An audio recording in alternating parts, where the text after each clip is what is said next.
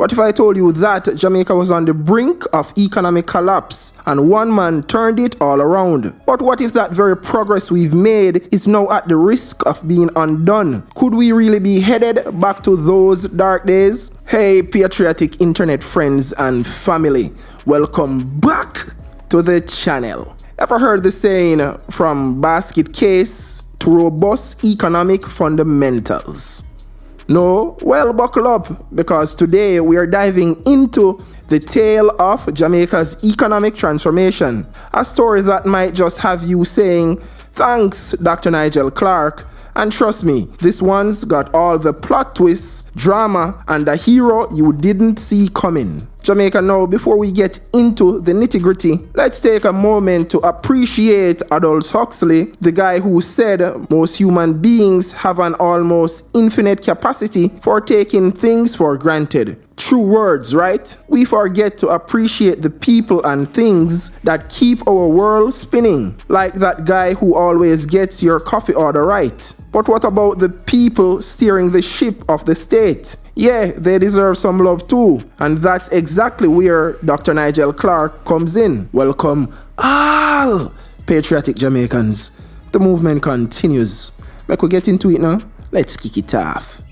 Jamaica, so picture this. It's a regular Monday and suddenly, bam, the news hits. Dr. Nigel Clark, Jamaica's Finance and Public Service Minister, is leaving to become the Deputy Managing Director of the IMF. Shocked. Some of us were. But if you've been paying attention, this was kind of inevitable. I mean, when you're described as the best in Latin America and the Caribbean, you're bound to attract some global attention. Jamaica, let's not forget, the finance ministry wasn't exactly the most popular gig in town before Clark. In fact, it was about as popular as a tax audit. But under his stewardship, something incredibly happened. The ministry's image started to change. It went from being the department everyone loved to hate to one that the people actually respect. Talk about a paradigm shift. Who recall that several international and respected publications had labeled Jamaica as a basket case? Who recall that we were dubbed the poor man of the region? Today, thanks to the Herculean work of individuals like Dr. Clark, we are a model of recovery and stability. Let's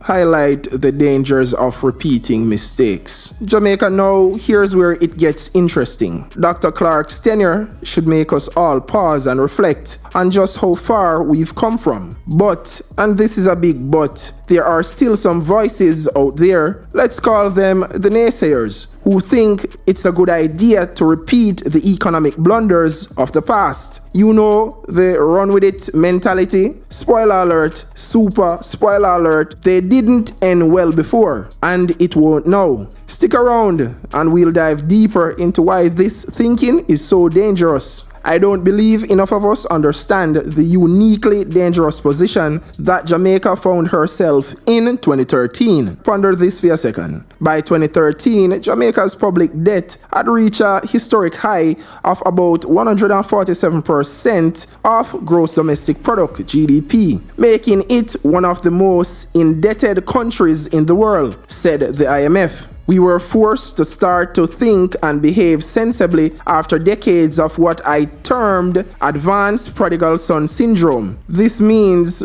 we were forced to fast-track the economic recovery program, started by Prime Minister Bruce Golding and Finance and Public Service Minister Audley Shaw in 2010. Prime Minister Portia Simpson Miller and Minister of Finance and the Public Service Dr. Peter Phillips were faithful to the implementation of the economic recovery program. Today, the Andrew Holness-led administration with Dr. Nigel Clark, the Minister of Finance and Public Service, continue to work tirelessly to prevent a repeat of past blunders. The gargantuan sacrifices of ordinary Jamaicans are without doubt the most critical pillar in our economic recovery. Now let's highlight the achievements you can't ignore. Jamaica Now let's get into the good stuff. Dr. Clark's tangible achievements. Thanks to his efforts, Jamaica's economy is now on a much stronger footing. Remember when the Bank of Jamaica gained its independence? That was a game changer,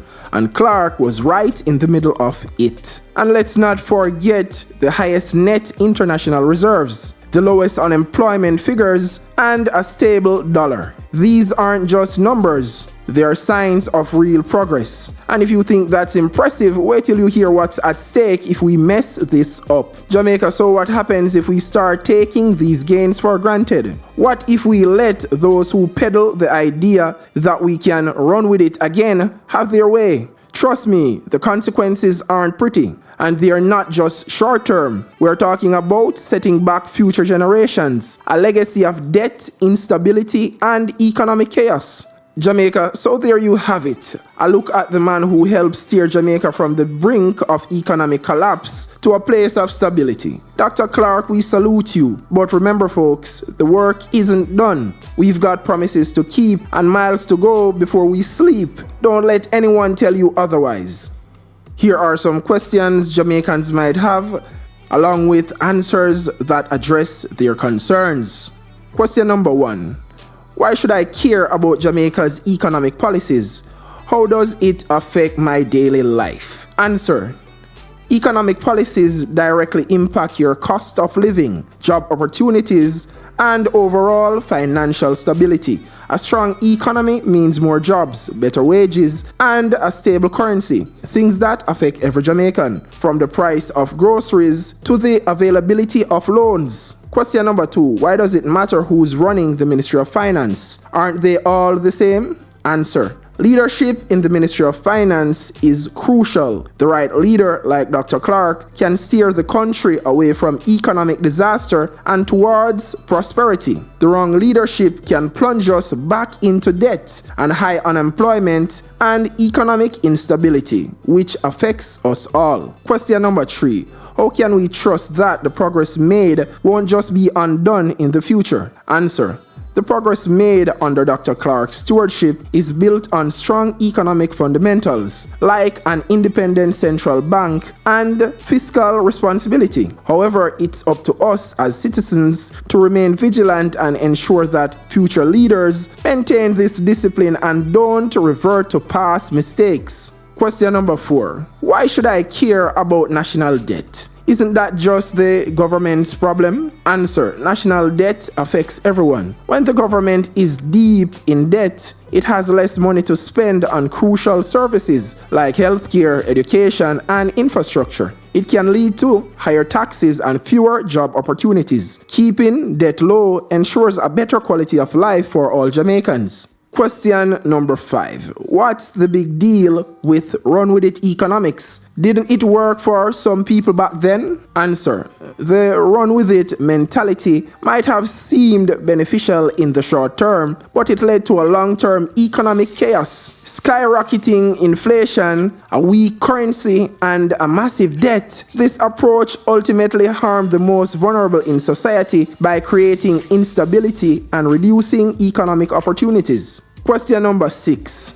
How do I know that the government's economic claims are true? Can we really trust the numbers? Answer. The progress is backed by independent institutions like the IMF, which have praised Jamaica's economic improvements under Dr. Clark. These are not just government claims, but are verified by international experts, reflecting real, tangible progress. Question number 7. What happens if we ignore the lessons learned from the past economic mistakes? Answer. Ignoring lessons of the past could lead to a repeat of the economic crisis that nearly destroyed Jamaica's economy. It would mean higher unemployment, inflation, and a return to living in a financially unstable environment, which would negatively impact everyone. Question number 8. Why should I be concerned about inflation or the value of the dollar? Answer. Inflation erodes your purchasing power, meaning your money buys less over time. A stable currency helps keep prices predictable, making it easier to plan for the future. If inflation gets out of control, everything from groceries to rent becomes more expensive, straining your budget. These questions and answers can help address Jamaicans' concern and emphasize the importance of the topic and how relevant it is to their lives.